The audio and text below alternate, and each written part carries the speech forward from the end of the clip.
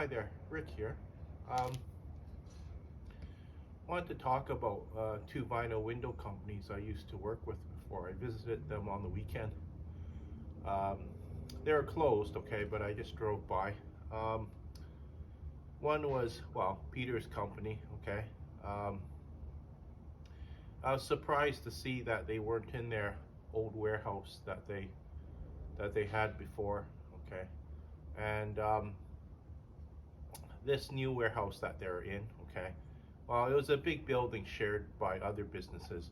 I wouldn't be surprised. It's about a quarter of the size, probably even less than that. Um, maybe about uh, well, at least a quarter of the size of the big warehouse that they used to have before. Okay. Um, when I used to work for them, okay, I felt that they were the um, the top vinyl window company in the Lower Mainland. Okay, and now when I drove by their warehouse, it was like, it just looked so small. The building was shared with a lot of other businesses too. Okay, and I was also looking at their Yelp rating. Okay, they had a 2.5 star Yelp rating. Okay, um, not the best rating. Okay, but you have to remember too. Okay, when you're the manager, if you're hanging up the phone on your customers, okay, it's not going to give you a very good rating. Okay. I remember the boss before, okay, he used to spend $120,000 on advertising, okay. I still see his flyers coming around the mail.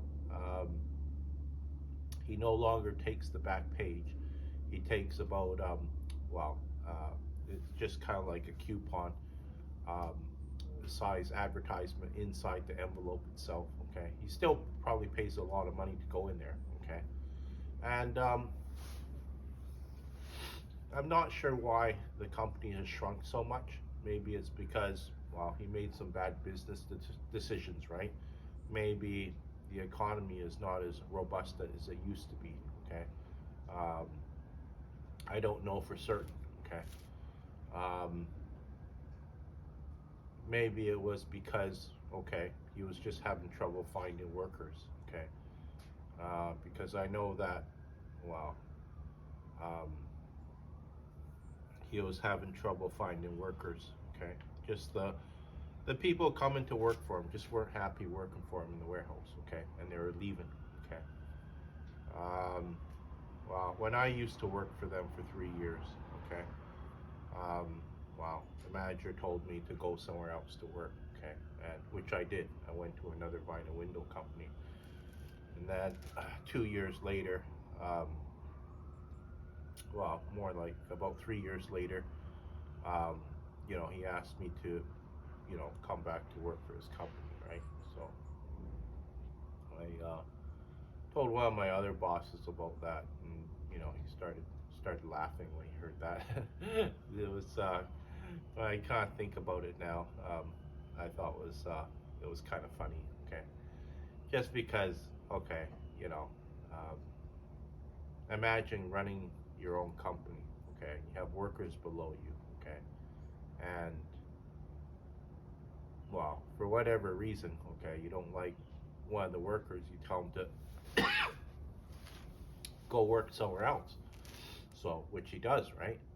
And maybe 3 months down the road, okay, you call him up and you ask him, when are you going to come back to work for us?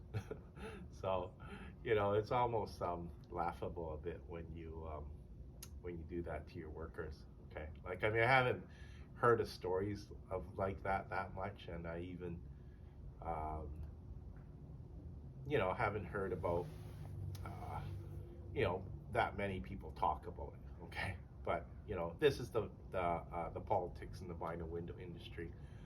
Um, yeah, managers will sometimes, yeah, they'll tell you to go work somewhere else, and then a few months down the road, ask you to come back to work for me again, right?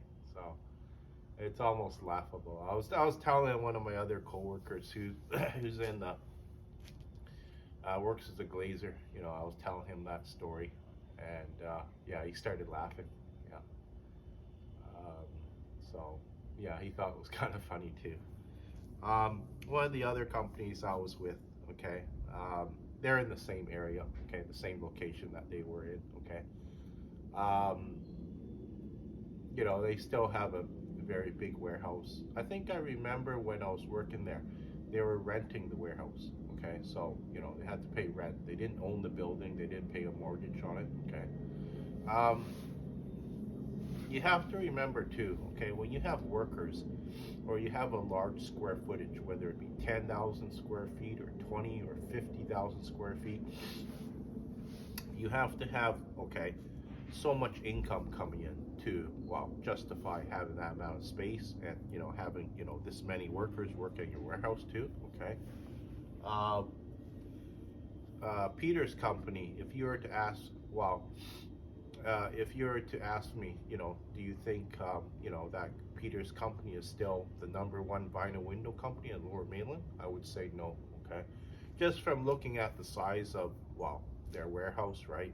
It looks so small compared to, the warehouse that they had before. And like I say, I don't know why they moved to a smaller location. Okay, um, just because, well, I don't talk to Peter anymore, and you know, even if I asked them at the office, why did you move, downsize your company to maybe downsize your the size of your company by um, maybe about 75%. Okay, um, I just don't think he would tell me that. Okay, um, so I've worked quite a few years in this industry. Um, I like making YouTube videos of it. Okay, um, other people, with even different businesses, okay, they can learn from these videos that I'm making, okay? Because just like any other business, yeah, okay, you need workers, right? And I would say that um, when it comes to, okay, if the work is skilled work, okay, um, not everybody's good at the work, okay? Uh, there was installers, okay, that I met, okay, through the years, and I felt that they're in the wrong industry. They should have been doing something else, okay, because they were just no good at what they were doing, right? So, I, and then when they came to work, it didn't even look like, well, they liked doing what they were doing for work too, okay. Um, Very hard sometimes to, stay in that sort of industry if you don't like doing the work, because one, when you come to work, you're miserable, okay? And, maybe you're taking your frustration out on your workers too, right? And, that's not a very good idea. That's, well, just, very immature of the boss, right? Um, because, you know, um, I've heard of, well, bosses, putting their whip to the workers, right? And, a lot of times, yeah, you have a very high turnover rate of workers when you do that to your workers, okay? So I'm pretty sure, okay, there was other vinyl window companies that, started up in the Lower Mainland, okay. It is quite a competitive market too, okay. Um, once when, somebody realizes, you're making lots of money, doing this sort of work, other people started up too, okay. There's always competition that, springs up, okay. Um, Even when I started doing the work many years ago, my boss he was really busy. Okay, like I mean, he kept me and my worker busy for 2 years full time. Okay, and it was really uncommon. I tell this to other people. Okay, it was really uncommon for me back then to have like a long time ago 2 years full time experience. Okay, because one, you have to find a boss that's busy enough to keep you busy. You know, working 40 hours a week, and during the summer times, yeah, I was working 10-hour days, 12-hour days, and believe it or not, okay, I was also doing it for, well, no overtime pay. Okay, I was just doing it for straight pay. Okay, and I was telling another business partner of mine, um, the reason why, okay, we had to stay and do the overtime too was because, okay, we're maybe in Burnaby, okay, we're doing a job installing vinyl windows and patio doors, okay, might be a Thursday, okay, and on Friday we've got to be in a different location. It might be Richmond, okay, so the customer is expecting us to be at his place at 9 a.m. in the morning to install his vinyl windows, his patio doors, okay, and um, because my boss Dennis, okay, he had a small operation, okay, and he would only stay for maybe an hour to hour and a half, okay, and then he would have to leave the job site and he would go do estimates. So he would meet with customers and he would well measure the windows, talk about the sizes that they needed, and then he would uh, if they went ahead with the order, then he put the order in production. Okay, so a lot of times he was even on the job site, and wow, um, Chris. Okay, I considered Chris my friend. Okay, and he uh, he was a different type of person. Okay, like I mean, um, he was a good guy. Okay, like I mean, if you met him, you would probably get along with him. Okay, but he was an alcoholic. Okay, and you know,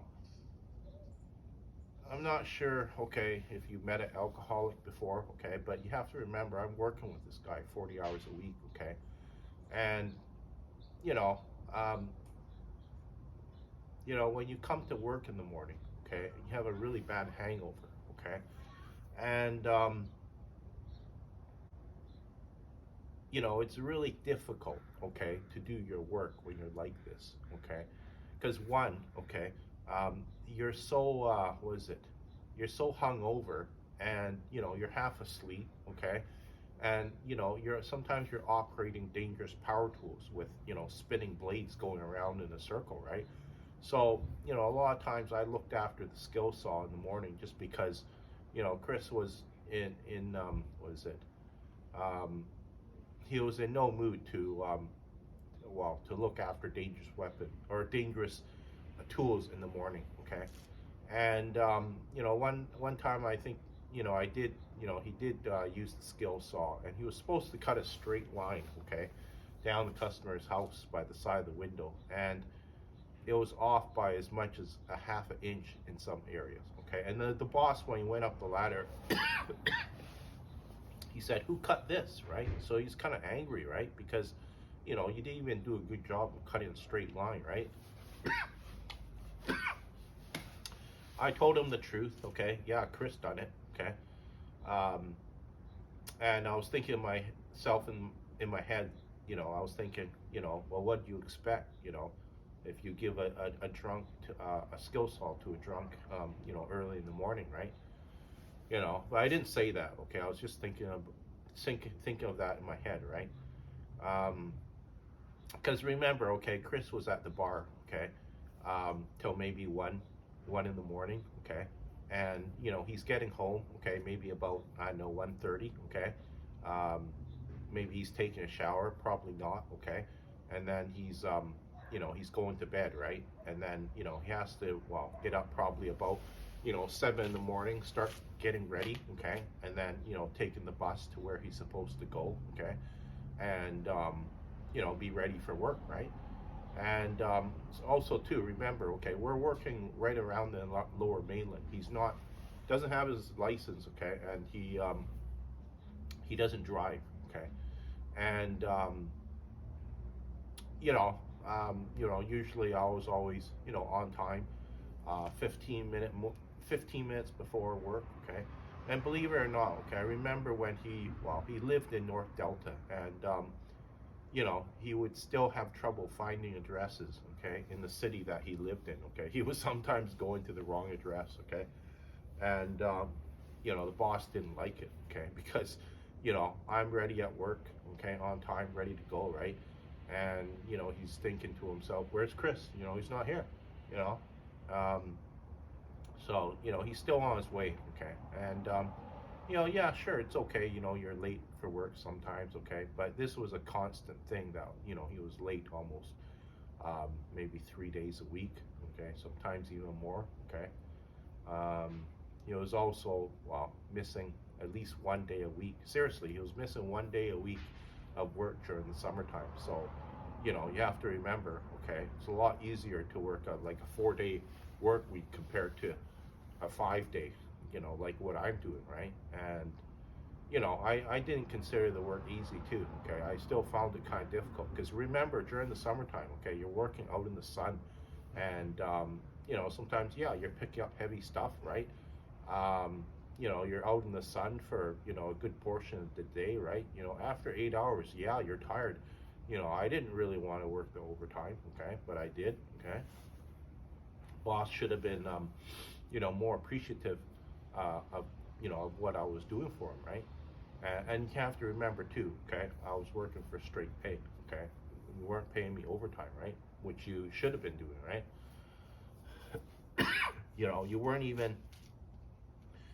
You weren't even dropping by the job site to drop me off, maybe something to eat because you're making me work through my supper time too, right?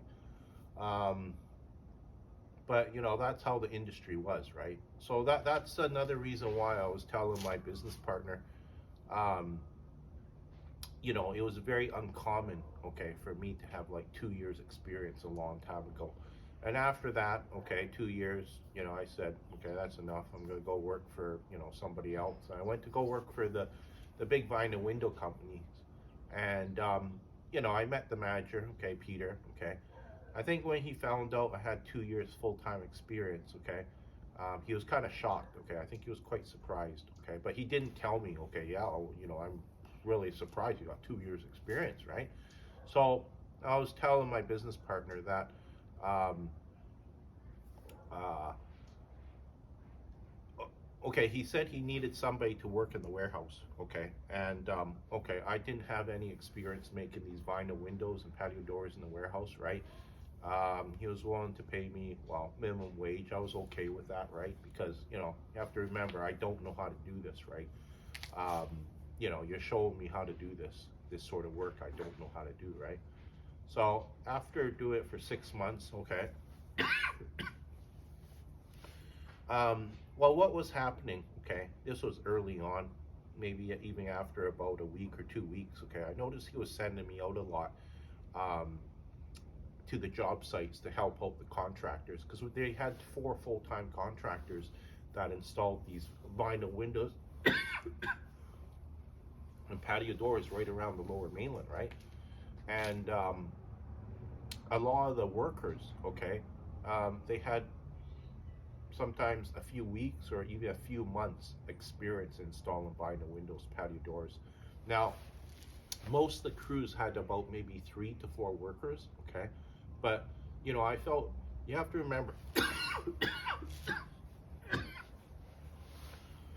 have to remember a lot of the work was skilled work too, okay. So um, if you have a worker so new, okay, a lot of times what he's going to be doing is just standing around, watching you work, okay. And of course, you're the boss. You're trying to train them too, okay. And if they're not picking up, what you're showing them, okay, you're thinking to yourself, okay, um, should I even be keeping this guy around, okay? And so, I also told, okay, some of my workers before I had to scrap my crews because, I just had a lousy crew, okay? And sometimes too, they're fooling around on the job site, okay? Show them how to do something, okay? As soon as I go around the house, okay, they're fooling around. They're not doing what I showed them how to do, or they're just doing it way too slow, okay? Um, I still remember I had this one worker, okay. As soon as he walked around the other side of the house, okay, he would just stop and he would stand there, okay. And one time I did catch him, okay, doing that, and I warned him. I said I would get rid of him if I caught you doing that again, okay. But to make a long story short, okay, like the guy was on welfare, okay, and You have to remember too, welfare workers, everybody, a lot of people think they're lazy, okay? And, they don't make good workers. And yeah, I agree, okay? Because here, okay, my worker Albert, okay, he was on welfare, okay? He saw my ad, he was looking for work, okay? I gave him a job, okay? And you have to remember, okay, somebody's willing to give you a job when you haven't been working for what, maybe a year or 2 years, right? You know, maybe even longer. Okay, I've met people that haven't been working for like 5 years. Okay, and so I gave an opportunity to work, and um, after being with me for about 2 years, um, he wasn't doing the work. Okay, I was telling him to do something, he wouldn't do it, right? And I think I kept him around for about 1 week, and he didn't help me hardly do anything. And yeah, I kicked him off. Okay, I paid him for that week about $500. Okay, but you know he kept in touch with me. I didn't keep in touch with him. He was calling me every, I don't know, 5 months, just asking me, if I had any work for him, stuff like this, right? And, so I know that he was kicked off of what, maybe 3 or 4 job sites, maybe more, okay? And, he just, uh, was just going to the welfare office, collecting his welfare, right? Going to soup kitchens, wherever he could get free food, okay? Um, the food banks, right? The different charity organizations around the city that give you, free soup, free sandwiches, right? You know, um, did he like living that sort of lifestyle? I don't think he liked it, but he had no choice. If you're not willing to work, right? You're begging for a living. You're begging for welfare. You're begging for food so you can take home and eat it, right? Um, so I just think it's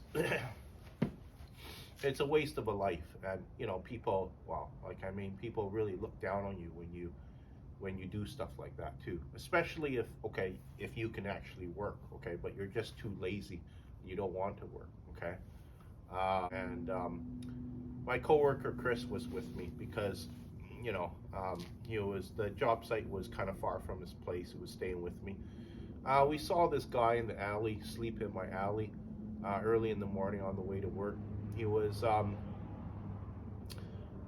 well, he was sleeping in the alley. It looked like he was maybe about, I don't know, 37 years old. Okay, but he was, you know, um, he was within working, was it working age, right? But he wasn't working, right? And when you're sleeping in the alley and things like this, right? Um, who's going to give you a job too, right? Um, because they have to remember too, okay? Like, you know, um, he probably hasn't bathed for at least 1 month, okay? Um, I remember having a worker answer my ad, and okay, he came to work with me, okay, and I think he only helped me out for a week, but I noticed, okay, after he left the car, okay, um, the car stunk, really stunk, okay, for quite a few days, okay. Even when I got an air freshener in the car, I could not get rid of the smell, okay, because it was just so overpowering, okay. Um, I'm not saying this in a joking fashion, okay. Um, I'm actually serious here, okay. Um, because to take a guess, okay, he at least has not taken a bath for at least or a shower for at least 1 month, maybe longer, okay, maybe even 3 4 months, okay. Like, imagine, okay, not taking a bath or a shower for 3 4 months, okay. One, you probably got what is that? Um, you probably got lice on you, okay. Um, I'm not sure, okay, if you ever met a person that has lice on them, okay, but basically what it is uh,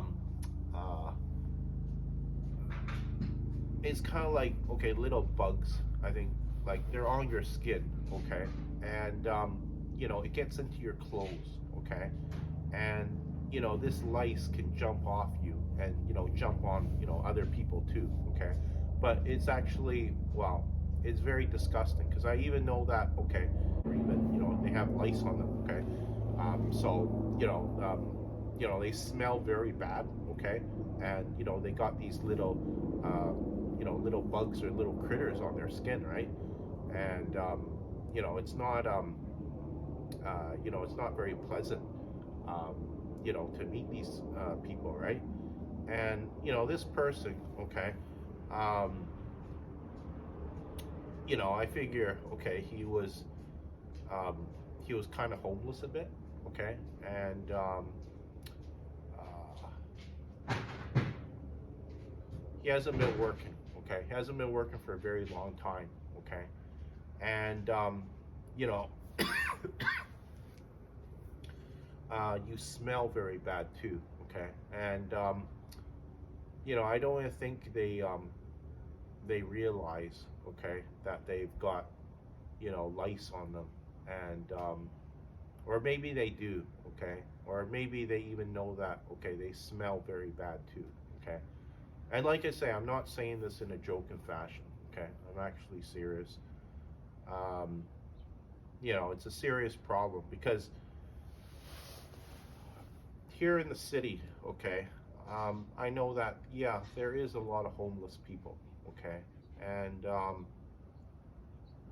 maybe some of them are willing to change their lifestyle to, you know, um, better their lifestyle, and they don't want to live that life anymore, right? And then there's the ones that, you know, they, that's the lifestyle that they want, okay? Like, I mean, they don't want to, wash themselves, okay? Um, they don't want to clean themselves.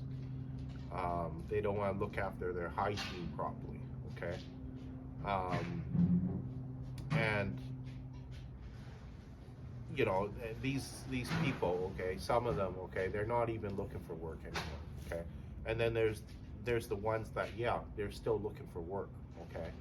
But you have to remember, okay, um, when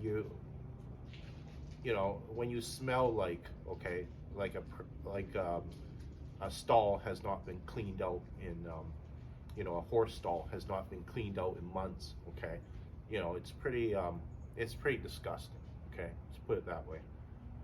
um, so you didn't have to tell me, that, well, this worker, okay, that I met, that when he sat in my truck, that he was a homeless person, right? I just, well, I kind of figured it out when you know um, when he smelled that bad, after he left the car. It stunk for like days, okay, and it smelled quite bad, okay. um, and I got an air freshener, okay, and I put it in the car, okay, and even with that air freshener in the car, I could still smell that smell that he had, okay, that he left behind in the car. It was, I think it was in the car, in my truck for weeks, okay. I just couldn't get it out. I think I tried to use an air blower to try to blow the smell out. I think I washed the my seat cover, okay, to try to get the smell out, okay. But I don't know why. I don't know why the smell smelled so bad, okay. But you have to realize, there's a lot of people, okay, in the city that are like this, okay, and whether they're on drugs too, okay, or whether they uh, just have a mental illness or something, right? But to try and go out and actually get a job, okay, um, just very difficult, okay, because even if you can do the work, okay, like imagine, okay, I'm at the customer's house, okay? The guy's walking around the house and he's stinking up this customer's house too, okay? Um, he uses the washroom sometimes in the customer's home, okay? And he stinks up the washroom, okay? Um, it just uh, you know, you just cannot hire these people. Put it that way, okay? Because I remember they were talking about this, okay, on the radio, and they were talking about um,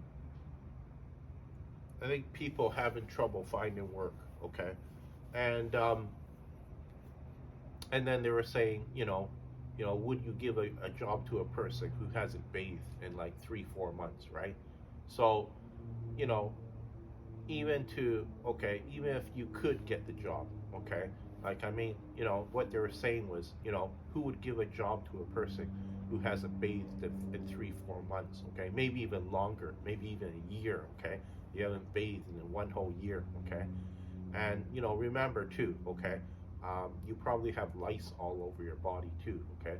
And I think these people, I don't know, maybe some of them realize, yeah, they've got lice all over their body, and maybe some of them realize too, God, I probably, I think my boss can smell me, and I smell like, yeah, like a horse stall hasn't been cleaned out in months, okay. um, it's it's just pretty disgusting. I um maybe okay, maybe you have, okay, met a person who hasn't bathed in 3 or 4 months, okay, and then you can understand of the direction that I'm coming to you at, or talking to you at, right? Or maybe, okay, you haven't met a person like that, right? But it's kind of like a learning experience too, okay, um, because, well, like I mean, when you drive by, okay, maybe the bad areas of town, right? You see these sorts of people.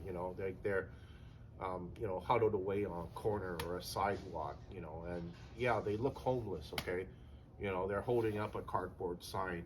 At an intersection, uh, or on the curb of a bad section of downtown, right? And can you really feel sorry for these people, right?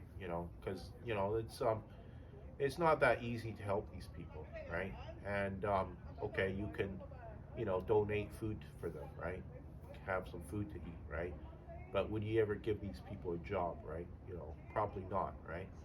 um, and well, I also too, okay, I had another worker, okay, his name was Albert, okay, and he was with my company for 2 years, okay, and he's just like a part-time worker for the first year, right? But a lot of these guys too, they can't hold down a full-time job, okay, they've never really worked a full-time job in their entire life, okay. um, their situation is just really complex, right? And you can, like I say, okay, you can, donate food to them, or donate some clothes to them or something like this, right? And there are people out there trying to help out these people, right? And like I mean, it's not easy too, okay, because these people, um, a lot of times, okay, you try to help them out. As soon as you turn your back on them, you notice, if you have anything of value around you, okay, don't be surprised if it disappears, okay. Um, I still remember when I was at my local park, okay, and there was a outdoor basketball court there. A lot of us would go play basketball, and all the basketball players, okay, there was a level of trust between us, okay. Our wallets, our watches, jewelry, okay, would be on the sideline, right? um, you have to remember, a cell phone, costs a fair bit of money, and sometimes you got like $100 or $60 in your wallet, right? And you know, I remember that there was my friend was playing basketball and on one of the courts, and then this kind of like this homeless guy came around, and then you know I guess he was just searching for empties on the sideline, right? And you know, after he finished the game and went back to his wallet, he noticed, he goes, "What? My money's gone." You know, he said, "You know, I had like $40 in my wallet. Now it's gone." You know, and you know, we figured, well, he remembered there was a homeless guy, you know, walking by the sideline, and yeah, well, he stole the you know, he went into my friend's wallet. He stole his money. Yeah. So, you know, when people come around the park and they're, well, when they're not basketball players, you know, like, I mean, some of the basketball players, yeah, they get very, you know, apprehensive, right? You know, they know that this person is not there to play basketball, right? You know, and they've never seen him around the park too, right? Um, so you know, they also know that, you know, he's kind of like, yeah, he's kind of like a bum, right? And you know, um, they don't trust anything that he's even doing. Okay, um, you know, near the courts, right? And you know, he wasn't. If he sees a wallet, yeah, lying down on the ground, yeah, he'll go in and he'll take the money. Yeah. Um, so one of the other guys, you know, was saying how, you know, well, I guess, you know, he had more um, compassion for these guys, right? You know, he said, you know, don't worry, you know, the guy probably really needed it, okay, because whether he went out to go buy groceries or whether or not he just went out to go buy, you know, more drugs, okay, um, you know, but you know, I wouldn't be surprised, you know, he used most of it to buy drugs and then a little bit, you know, for food, groceries, you know, something to eat, right? Um, but you know, I just wanted to, you know, tell these stories just because, you know, it's educational too, okay, and